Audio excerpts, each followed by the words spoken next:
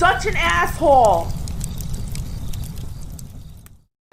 I had an original request. Well, I still have it. I can't find it. I know a lady, and there's not that many gals that send in. Maybe I got it in my other email. Anyway, so she wanted. I don't have to read the email.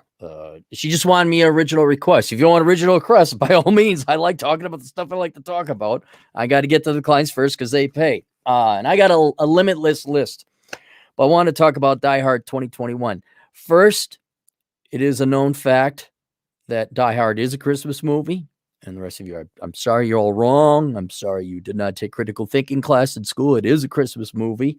I've never understood that argument, whether it was or not. I mean, it took place in Christmas, and Let It Snow is at the end of it. So I don't know. Unless you want it, it's got to be like a Hallmark channel. But I've always had this idea run through my mind. I think came up with it riding motorcycles, somewhere you can't do anything else.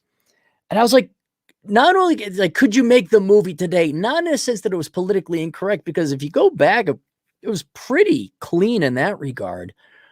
But it would just never fly, because Die Hard 2021 would be like a 2-minute movie. Or maybe not 2 minutes, but from the time Bruce Willis lands at the airport, all right? He lands, California. And there's the gal. This is back in the day, and you could see it's a dated movie, because when the woman jumps up and gives a hug to the guy, she wraps her legs around him, she had a thin ass. All right, so and you people born after 1988, were people really skinny back then? Yes, they were. We have videographic proof. So he lands, all right, and then he meets Argyle, and like, well, what do we do now, Argyle? And he rides in the front, and there's the big teddy bear in the back, and it's just a wonderful Christmas show. Then he gets to Nakatomi Plaza, runs into his estranged wife. Ellis is there, Mr. Takagi. Okay, if we could ever get it finished. Hey, boo-boo boy. I don't know why it doesn't sound like that. Miss Sum, and they have the argument. She goes in, I forget whatever, she had to leave for whatever reason. He's cleaning up, but he doesn't have his shoes on, and the gunfire starts shooting. All right, that starts happening. That's what, 12 minutes? 12 minutes? Now, here's what would happen in Die Hard 2021 if we were to make it today. He'd leave. He would try to figure out a way to get out of that building. And let me tell you why. First, they're estranged. Okay? All right? Second, if we had foresight, if Bruce Willis or John McClane had the wisdom, they're not together. They end up getting divorced anyway. Holly Gennaro ain't anywhere to be seen. So here's a guy about to get divorced. He's going to get divorced. He's going to get the glass in the foot. He's going to get shot up all over the place. He's going to get dirty climbing through ducts. All right? He's got to fight Carl. But he knows he's going to get divorced, and he knows the building is going to blow up.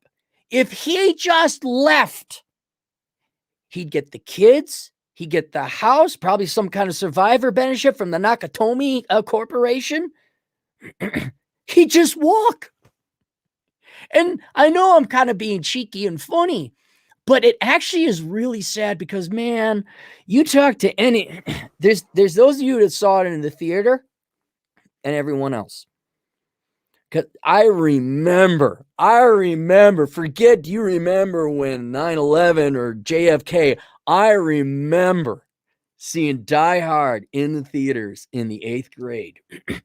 And it was, by far, the best experience I had ever had, maybe except for hanging out with my grandpa.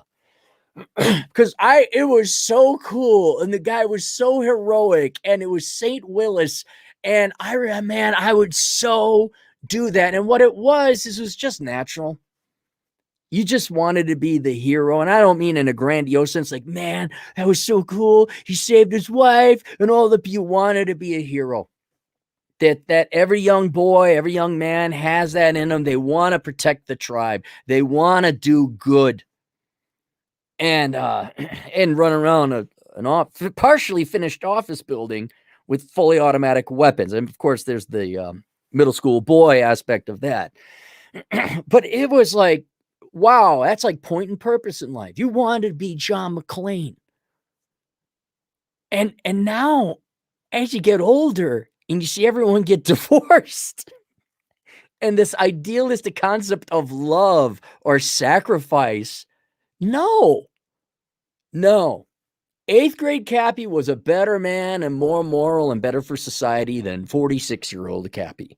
Because if I was John McClane and my wife was estranged and there were kids and I was sensing there was going to be divorce, I'd be like, wait a minute. If I just leave, I could go get to the kids' place in Pomona and watch the show with William Atherton reporting. Oh, kids, it's too bad. Oh, your ma. And you wouldn't take no phone calls because you might figure it out. And then Holly would run off she wouldn't go into the helicopter. She wouldn't go to the roof where they blew it up. You just sit there with the popcorn. Hey, kids. Oh, yeah. Real tragic. Real sad. And it's kind of sad this Christmas season to realize that in 30 years, 32 years, however long it's been, 33, 1988 to 33 years. Cowboy Bebop's over 20 years old, 22 years old. That in 30 years, 3 decades, men's investment have gone from John McClane sacrificing yourself to, ooh, I think I'm going to exit stage right. Yeah, it's horrible, kids. Oh, they blew up. Oh, darn. How much of a pension did she have? What was it, her 401k? Well, that's going to help with my New York cop salary. All right. We're moving to San Diego where it's warm. And yeah. And so that was my very dark, but no less real and no less. Tell me I'm wrong.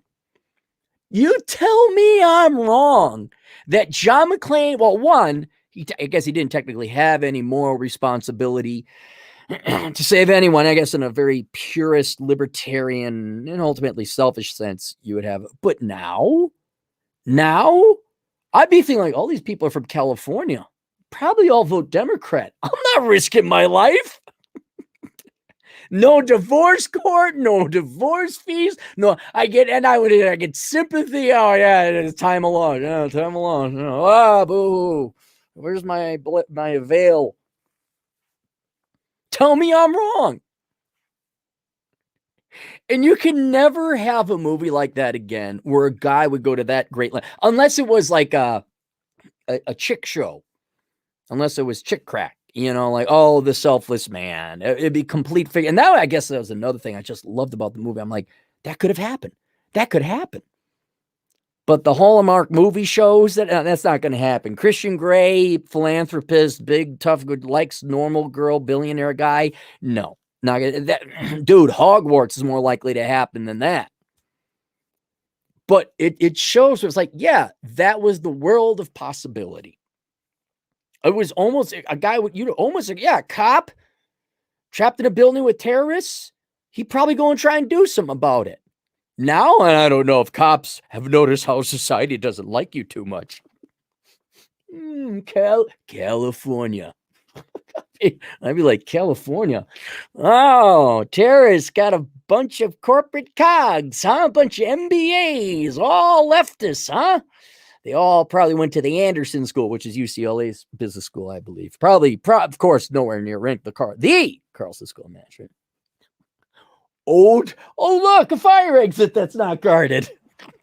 And it exits to some bushes that I could crawl and get away from. Oh, I get a little scratch here or there. Oh, I get a little dirt. They'd ask me, how many terrorists? I have no idea, man. I got out. I heard the gun. Anyone you know in there? Nope. He had to be he'd use the same lines, but for completely different purposes. Got invited to a party by mistake. Who knew? I don't know anyone in that building. Gennaro, never heard of her. Oh, well, I got my kids. I got to see you. Bye. I'm catching it. Hey, Argyle. Be partying with Argyle, full bar. Yeah, but even Argyle. And then Bruce Willis would come out. All right. Argyle, I got to go get my kids. And come on. Who's what? Oh, he already told Argyle about his wife, so he'd have to silence Argyle to, oh, no, my wife's not, that was all BS. And Argyle could then deliver, we got a full bar, VHS. Get some few mama bears. Yeah, let's get some few mama bears. Let's go. Mama bears. Right. Let's do that. Yes. Oh, is he married? He's married.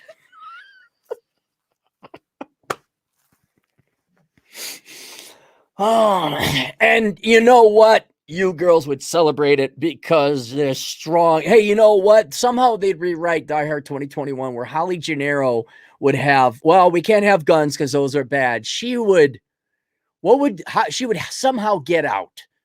Somehow she would roundhouse kick. I forgot. I forgot my mistake. I'm sorry. She just roundhouse kick chop, roundhouse kick chick cop show, but she just roundhouse kick all the terrorists. She dodged bullets and would be all pacifist. She wouldn't kill nobody. She'd just tie them up. And, you know, she'd be, and instead of like a real job, which Holly Gennaro had, she was a real executive. She'd be the diversity and inclusion director at the Nakatomi Plaza Corporation. And it wouldn't be a Christmas movie. It would just be a happy holidays movie. And no one would go see it. Nobody. No one would go see it. Get some few mama bears. All right. Yeah. New plot twist. So there you go. Anyway, if you have not seen Die Hard, that is a mandatory must. Every real American must see that. I would not recommend it to leftists because you won't like it. It involves like a masculine man fighting for kind of traditional values, and there's blood and guts and a lot of testosterone, and somebody's brother gets killed and he goes back for vengeance, and there's Carl the cop. There's cops involved. You don't like cops. FBI. We're gonna need some new FBI guys, I guess. So you wouldn't like this. It's way too violent, way too American, way too toxic. But for those of you that still have at least one nut attached, I would strongly recommend you go see Die Hard. It is a Christmas movie. Those of you who claim otherwise are wrong. And there we go. All right. Any super chats? Oh, I should have worn my Christmas hat. Oh, darn it. I was all running errands and getting insulation today. I got to see that again where Powell's car goes in reverse behind Argyle. Argyle's just jamming to the music in the limo. Oh, what a great, perfect movie. The perfect movie. Yeah, here.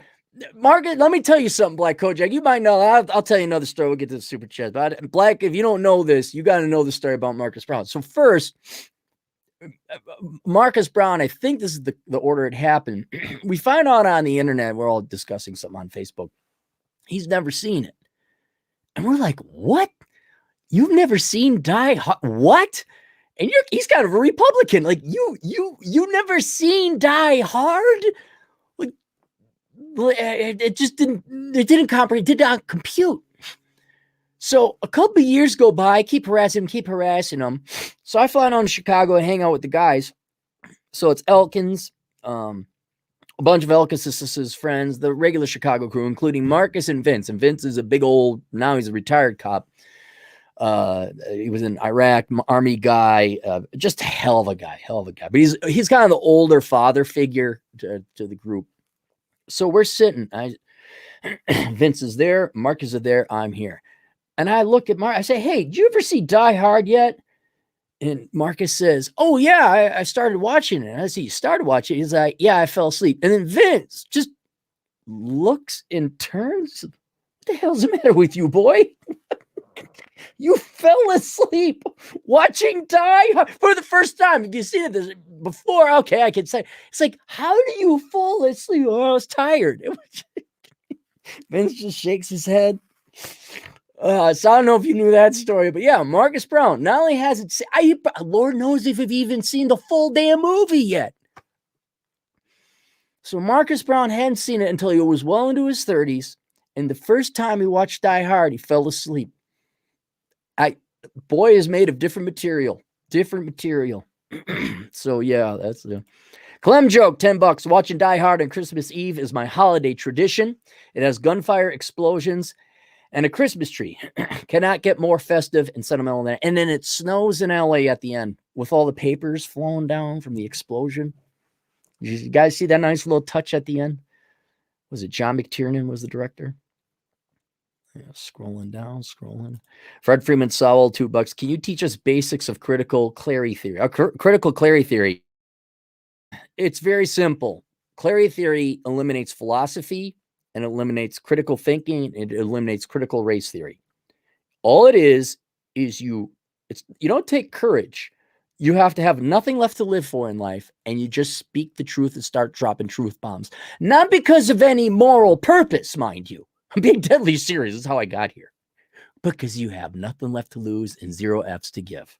Like, you just want to start pissing off all the right people. And when you just follow the simple truth, it really obsoletes philosophy, critical race theory, critical thinking. It really eliminates it, because it's like, dude, is it true? It is. Point it out. It really is. The emperor has no clothes. Just that statement alone would replace philosophy, doctorates, and all that. Because I've never understood, this type of philosophy, that type of philosophy. All it is, you do thinking? You think a lot.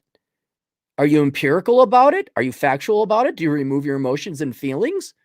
I mean, I'm not a great economist because I'm some kind of genius. I just looked at the data and say, this is going to happen. This is bad. I didn't care what other people said. Of course I did care, because people would threaten to, fire me, not soon, but fire me. And you hate people, blah, blah, blah, blah, blah. And that's critical Clarey theory. Is it true? Say it. Because here's another thing. A lot of people are afraid, well, then no, I'll get called a name. I'll be called mean or an ister. No. If you're telling the truth is the highest form of love, because you are helping people not waste time. A classic example. I'll give you a classic example, Fred. If you tell a woman, you don't just walk up, hey, you're overweight, you're fat. If a girl comes out, I'd like to meet a guy. The best thing you can say to her is not, well, someday he'll come. No, that's evil.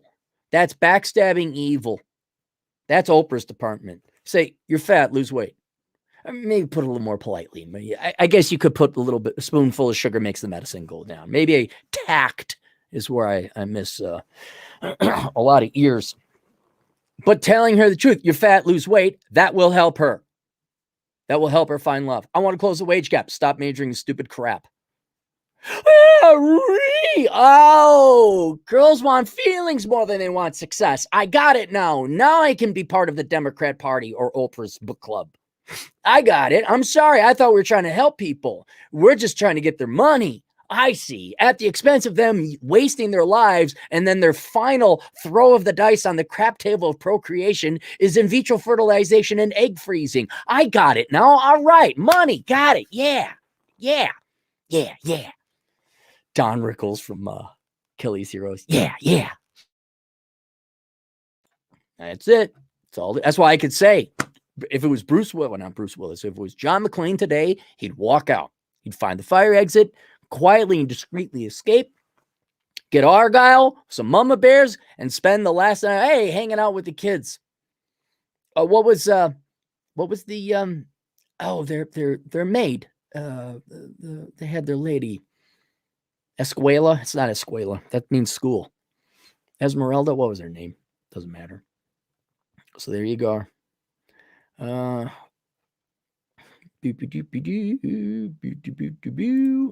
Costa, $5. Addicted to Adderall here, Clarey. Appreciate your last vid. Adderall? Oh, thanks. Yeah, man. Adderall. What does that do? Oh, that was the thing. People took a lot of that in college. Oh, I looked that up in the millennial book when I wrote the book, How Not to Become a Millennial. Makes a great Christmas gift, huh? Money. Yeah. I was surprised how common that was. And yeah, there's probably a lot of people addicted to Adderall. Get help, man. You got to go in. You got to do something. Change up your environment. Change up anything. Just get off of it. Because Adderall, that doesn't do anything for you. Booze, at least makes you happy. Makes your problems go away for that time. Fred Friedman-Sowell, $5. I'm going to start a new job in 4 to 5 weeks, so have time off. Should I go to Mexico, Latin America, Southeast Asia, or East Europe in December? I'd go Southeast Asia. Because Eastern Europe is going to be cold. Mexico, you can go there anytime. It's not like it'd still be there. Latin America, same thing. That's nearby. If you got 4 to 5 weeks, yeah, put yourself across the Pacific. Get over there.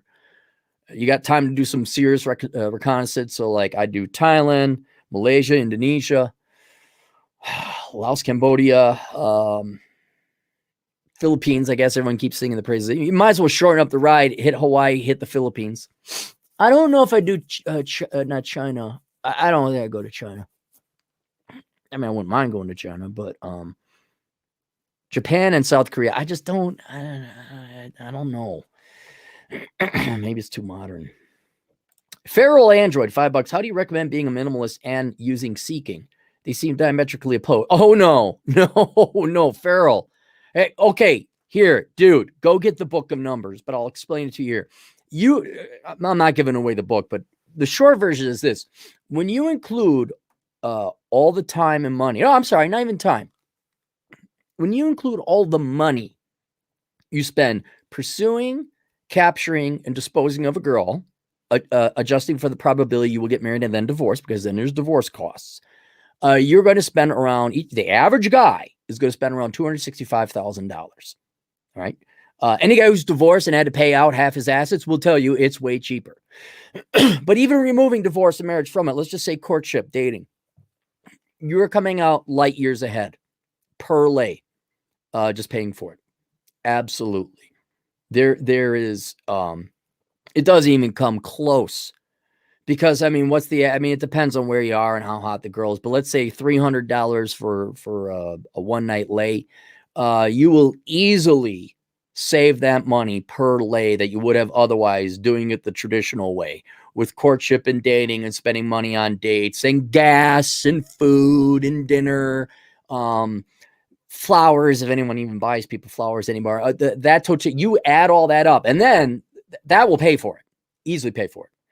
You throw in the time you spend. So average person spends 90 minutes a day on dating apps. Well, what if you just spent that 90 minutes a day working $10 an hour? That's $15 a day times 30, 300, $450 a month. It doesn't even come close. Does not come close. And then you throw in, if you do get married and divorced, you can have, many men have done the calculations, you can have a high-end lady of the evening once a week and still come out ahead. So I hate to say it, paying for it is the minimalist approach. And as it just so happens, unfortunately, no one really considers this side of the equation. Most of us it's mostly a male audience. You have to think of the other side, and this is where my economic mind comes through. A lot of these gals, the majority of them actually, have been more or less conscripted into college debt. They're hoodwinked into going into tremendous amounts of college debt. And unfortunately, the vast majority of the time, 80% of the time, for a worthless, unemployable degree. And that, if you don't think that has had a direct effect on things like seeking arrangement or the OnlyFans or whatever else, you are sorely mistaken. What that has also done has created kind of an unconscious cartel network, or at least an unconscious universal behavior among a lot of younger gals. They get more desperate. And they got, oh my gosh, I got $150,000 for a third-tier law school degree and no job. And so as a group, because of these economic forces, you could largely say leftist, socialists, Democrats, parents, teachers kind of put women into becoming ladies of the evening, because I don't believe in the P word because it's too pejorative. And libertarian, you could do what you want with your body.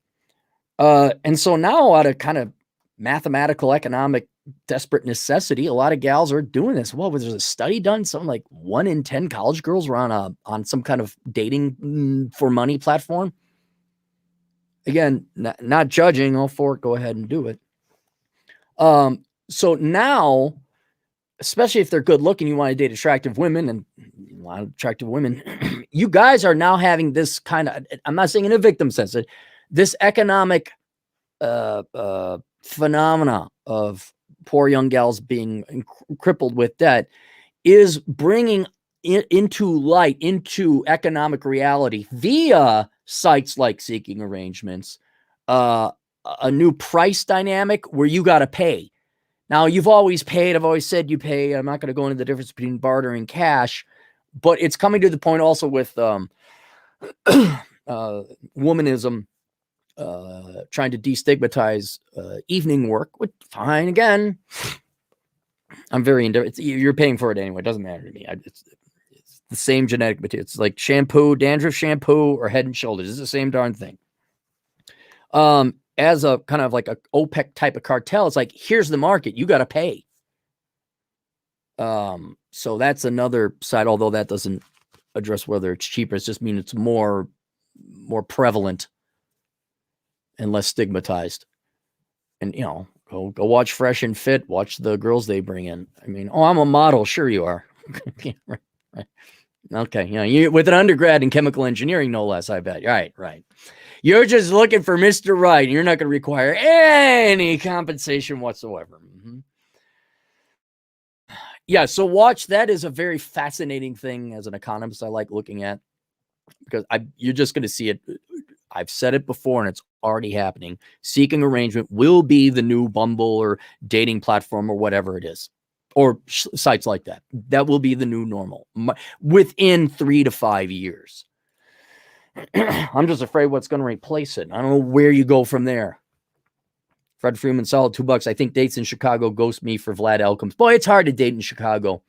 With Vlad Elkins there, he just gets all the girls to ghost on you. It's hard. It's hard. You can't compete. You almost should. If you're in Chicago and you're trying to date a girl and you wonder why she stood you up, she's pining for Vlad Elkins. You might as well go to Milwaukee or Kansas City or Des Moines. Anywhere. Oh, speaking of the stud himself, $2. Can you give me a ride to the airport tomorrow? Party? Well, that's the credit price. Now, if it was cash, I wonder how good old GT is doing. I wonder. It's beginning to look a lot like Christmas. Noah Costa, $2. By the way, you are privileged. Give me your money. Thank you. Yes, highly privileged. Highly. I just wish I could have taken people like on a week with Cappy back when I was 19 to like, hey, come on, let's go on a week with Cappy. Let's go back in the Wayback Machine and spend a week with Cappy. We're going to do exactly what I did when I was 19. Oh, you're hungry? Too bad. It'll go away after a while. Not really. Here, date all these girls that will be okay with kissing, but you can't cop a feel like it's still the 7th grade. And that was college for Cappy. The Blue Wrench. Could you see Doc Perrotta as John McClane? Oh, this is very unsafe. Oh my goodness, they're shooting guns. It's horribly. What are the statistical chances of a terrorist takeover? I never factored this into my models. Fred Friedman-Sowell, $2. Date libertarian single mom or leftist BLM. Oh, libertarian single mom all the way. All the way. The single moms, it's not that I could forgive them, but I can understand, I guess. Someone who wants to steal your money or is so shallow and vain, they have nothing else going on but the politics of theft disguised under traits. No, a hard no to leftists. No leftists. I'll take a single mom before I take a leftist any day. Any day. Heavy Water Trad, $1.49 super sticker. I can't see it, so I don't know what it is, but you guys can, so it's for the benefit of you guys. Noah Costa, $2. Adderall is that ADHD drug. Right. Trying guidance counselors. Trying guidance. By guidance counselors. You mean they prescribed it because they didn't want to raise you. That's it. That's all it is. Guarantee you were acting like a boy. They would keep you cooped up in that prison. You started acting out. Oh, this isn't normal. He's not acting like a girl. Drug him. That's it. But a lot of people did it in college, I think, to stay up and get better grades. It was like what was it? Maybe maybe it wasn't Adderall. I could be wrong, but there was some drug the college kids were on. Boo-boo-doo-boo-doo. Feral Android, $5. My experience on Seeking is it's way more expensive than a Pro. SBs want the luxury lifestyle and flashy. Oh, now Joker, you can't say SBs or SDs, so you have to say stevia babies and stevia daddies. And flashy. I agree, still cheaper than mine too. Okay. Yes, I have a buddy. I actually have several friends, but one in particular, he was a 10. He used it as a dating platform because you can put, I think, in there, like, I'm not paying, I'm really just using it as a dating site. And a lot of girls are also using it as a dating site. I don't blame them, because you have to pay, I think, a monthly fee if you're a guy to be on that platform. And now I don't know what your budget is, but yeah, if you don't want to pay that monthly fee, you just want to pay a pro. Here's the other thing. Now this factors into it. If you're in Nevada, your chances, or not your chances, your costs are a lot lower than someone in Kansas, because Kansas, I don't think ladies of the evening are illegal there. So you have to fly to a place. Now you have transportation costs added onto that. So yes, it definitely depends whether nighttime bedroom fun is legal in your area. And yes, if you don't want to pay the fee for the seeking, you could always save up your money. Spirit airline flights pretty darn cheap over to Vegas. Then you go out to the ranches, or if you want to fly to Reno and not say hi to Rolo because he'll stand you up just like a 24-year-old girl will. It would still be cheap. I mean, look, like anything else, if you do some shopping around and figure it, it's going to be cheaper. It is going to be so cheaper. Trust me. All right. Like buying an America car versus a German car. It's going to be cheaper, long-term and short-term. But yeah, maybe the fees on the Stevia Daddy sites are cost prohibitive. Ron Suarez, $5. My folks are originally from Colombia, and literally almost every girl works in the cam studios over there. Hard times. Well, it's a second world country. I don't know. Could they go to college and major in engineering? Oh, Cappy, you're so naive. But this is nothing new. At least the second and third world, that's all it's ever. That's how it's been for most of human existence. I pay you, you give me progeny, and you satisfy me. But I can't pay you cash? Dowries are okay. Dowries are fine. Cattle, mule, even money. But paying cash. But meanwhile, yeah, here's my favorite. This is good. Their Amazon wish list. That's okay. Giving them money? Oh my gosh. Bad man. You got to pay for it. Okay, Mr. Divorced thrice man who ain't got no money. Okay. You think that's bad? How bad is it for the Venezuelan chicks? Did you know, Matt, $5 Canadian. I enjoyed your religion video. The church here bends the knee to root beer floats and being a better plow horse. Bless Pastor Farrington exempts. And Cappy. Who's Pastor Farrington? Well, thank you. Anyway, yeah. God is no longer in the churches. God is on the internet with people like he's Friar Tuck. He's not a clean, polished guy, but I'd say there's more of God and Christ tuning into the Beckloff podcast than your average church today. Chris Beckloff, turn. Did I catch up with everything? I think we caught up with everything. Boo, boo, boo, boo, boo, boo, boo. There we go. Oh, William Curtin, they were using Ritalin. Ritalin is what they call. Okay, Ritalin is what calmed them down. Adderall, I think, is what boosted you up. I don't know these things. All right, there you go. Have a holly jolly Christmas. And tune into that guy on his podcast. Ba, ba, ba, da, da, da. Who knows how long it'll last. Ho, ho, the YouTube censor is banning everyone cool. Soon all the be on YouTube is rated G. Drool. Have a happy, cappy Christmas. Bop-a-dop-bop, booty-dee. Oh, bye, jolly. Have a jolly, holly Christmas with me. All right, see you guys. Bye.